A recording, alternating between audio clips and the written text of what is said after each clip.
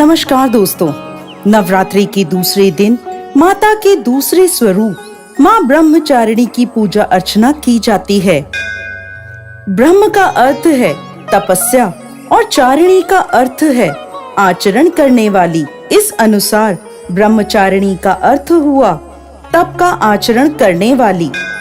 माता ब्रह्मचारिणी ने भगवान शंकर को पति के रूप में प्राप्त करने के लिए घोर तपस्या करी थी। इस तपस्या के कारण माता को तपस्चारिणी ब्रह्मचारिणी नामों से जाना गया। इनका स्वरूप अत्यंत तेजमय और भव्य है।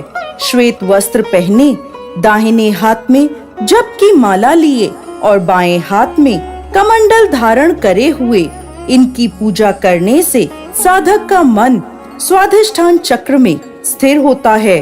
अपने पिता दक्ष प्रजापति द्वारा किए गए भोलेनाथ के अपमान से क्रोध में आकर योगाग्नि में भस्म होने के बाद माता सती ने पर्वतराज हिमालय के घर पुत्री के रूप में जन्म लिया। यहाँ उनका नाम पार्वती या शैलपुत्री रखा गया। जब पार्वती बड़ी हुई, ब्रह्मा जी के मानस पुत्र देवर्षि नारद ने उन्हें दर्शन दिए और उन्होंने पार्वती जी को बताया कि यदि वह तपस्या की राह पर चलें तो अपने पूर्व जन्म के पति भगवान भोलेनाथ को वो पति के रूप में प्राप्त कर सकती हैं। नारद मुनि के उपदेशानुसार भोलेनाथ को पति के रूप में प्राप्त करने के लिए पार्वती जी ने घोर तपस्या करी।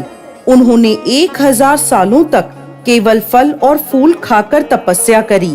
फिर 100 सालों तक केवल साग खाया। कठोर तप करते हुए माता ने खुले आकाश के नीचे बारिश, धूप और ठंड के भयानक कष्ट सहे। इतनी कठोर तपस्या करने के बाद 3000 सालों तक धरती पर गिरे हुए बील पत्रों को खाकर भोलेनाथ की पूजा अर्चना करी। फिर कुछ समय बाद उन्होंने वह बील पत्र खाना भी बंद कर दिया। इसके बाद हजारों सालों तक उन्होंने बिना कुछ खाए पिए कठोर तप किया। इस तपस्या के कारण देवी का शरीर दुबला पतला और शीर्ण हो गया। उनकी यह निर्बल दशा देखकर उनकी माता मैना को बहुत दुख हुआ। उनकी इस कठोर तपस्या को देख तीनों लोकों में हाहाकार मच गया। सभी देवता, ऋषि और पुण्य आत्माएं माता की तपस्या की प्रशंसा करने लगे। अंत में देवी के तप से प्रसन्न होकर ब्रह्मा जी उनके समक्ष प्रकट हुए और उनसे पूछने लगे, हे देवी, आज तक किसी ने भी इतनी कठोर तपस्या नहीं करी। ऐसी तपस्या केवल आप ही से संभव है। आपकी इस परम पवित्र और अलौकिक तपस्या की चर्चा चारों दिशाओं में हो रही है। आपकी मनोकामना अवश्य पूरी होगी। आपका विवाह भगवान शिव शंकर से ही होगा और वही आपको पति रूप में प्राप्त होंगे।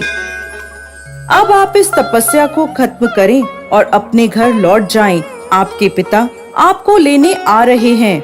इसके बाद माता ने तपस्या खत्म करी और अपने पिता के साथ अपने घर लौट आईं।